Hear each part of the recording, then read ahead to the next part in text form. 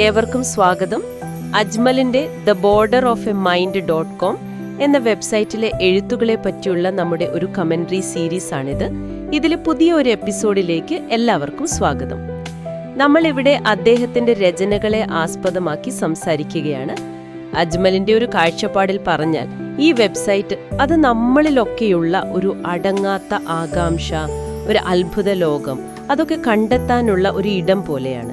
വർഷങ്ങളായിട്ട് അദ്ദേഹം തൻ്റെ ചിന്തകളും പ്രതിഫലനങ്ങളും ഒക്കെ എഴുത്തിലൂടെ, പിന്നെ കല, ദൃശ്യങ്ങൾ, ഇതിലൂടെയൊക്കെ അവിടെ പങ്കുവെക്കുന്നുണ്ട്. ഇന്ന് നമ്മൾ നോക്കുന്നത് അദ്ദേഹത്തിൻ്റെ നൊസ്റ്റാൾജിക് കംഫർട്ട്സ്, അതായത് ഗൃഹാതുരമായ ആശ്വാസങ്ങൾ എന്ന ഒരു കുറിപ്പാണ്. അപ്പോൾ ഈ കുറിപ്പിൽ അജ്മൽ പറയുന്ന ഒരു കാര്യം, കുട്ടിക്കാലത്തെ ഓർമ്മകളുണ്ടല്ലോ, അത് വെറും ഫോട്ടോകളിൽ മാത്രമല്ല ഉള്ളത് എന്നാണ്. ചിലപ്പോൾ ഏറ്റവും തീവ്രമായ ഓർമ്മകൾ വരുന്നത് വളരെ സാധാരണ കാര്യങ്ങളിൽ നിന്നാവും, അല്ലേ? ശരിയാണ്. ഒരു പുതിയ ബിസ്ക്കറ്റിന്റെ മണം, അല്ലെങ്കിൽ ജനലിലൂടെ വരുന്ന വെയിലിന്റെ ആ ഒരു ചൂട്, അതെ. അതും അല്ലെങ്കിൽ ചിലപ്പോ ഒരു പഴയ കാർപ്പറ്റിൽ തൊടുന്നത്, അങ്ങനെയുള്ള കാര്യങ്ങള്.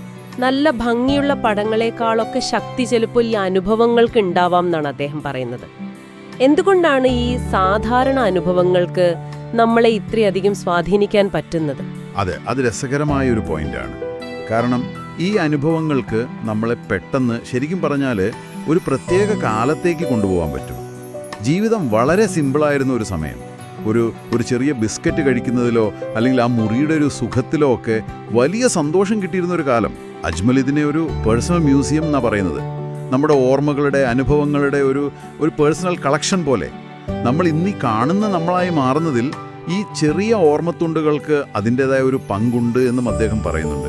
ശരിയാണ്. അപ്പം ഇത് വെറുമൊരു ഓർമ്മ മാത്രമല്ല, നമ്മുടെ ഒരു ഐഡന്റിറ്റിയുടെ ഭാഗം കൂടിയാണ്. അതെ അതെ.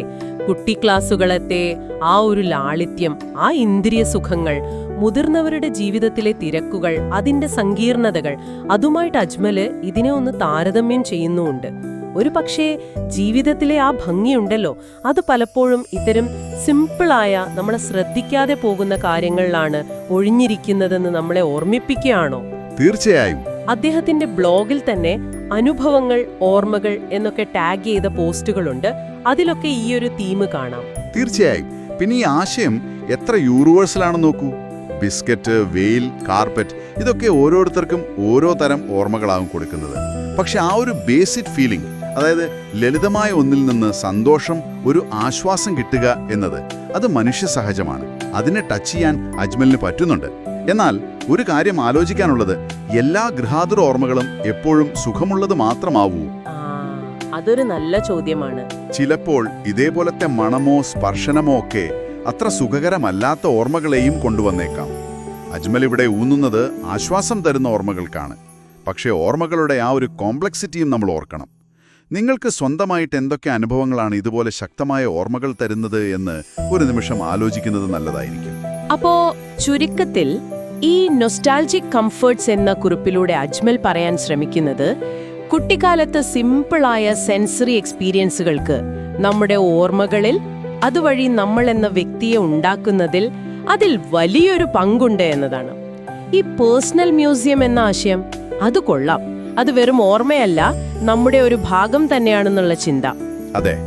കുറച്ചുകൂടി വലുതായിട്ട് ചിന്തിച്ചാൽ, നമ്മുടെ ഡെയിലി ലൈഫിൽ നമ്മൾ ഒരുപക്ഷെ അത്ര വില കൊടുക്കാതെ പോകുന്ന അത്തരം ചെറിയ കാര്യങ്ങളെ ശ്രദ്ധിക്കാനും അതിനൊന്ന് അപ്രീഷിയേറ്റ് ചെയ്യാനും ഈ കുറിപ്പ് നമ്മളെ പ്രേരിപ്പിക്കുന്നുണ്ട്.